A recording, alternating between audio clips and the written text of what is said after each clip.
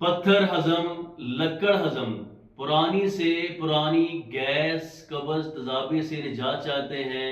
अगर गज़ा खाने के बाद पेट में भारीपन महसूस होता है, पेट फूल जाता है, पेट में दर्द रहती है, पुरानी से पुरानी गैस, कब्ज, तेजाबियत का शिकार हैं, सीना की नाली में जलन होती है, खट्टी डिकारें आती हैं, बहुत ही आला क्वालिटी का नुस्खा आपके सामने शेयर करने जा रहा हूँ। इंशाल्लाह इसके इस्तेमाल से पेट और मैदा नरम व मुलायम होगा और सालों पुरानी कब्ज टूट जाएगी। इसके अंदर 80 ग्राम सना मक्की, 10 ग्राम काली मिर्च, 50 ग्राम सूंड, 30 ग्राम नशादे ठीकरी, इन तमाम अज्जा को पीस कर इनका पाउडर तैयार कर लें।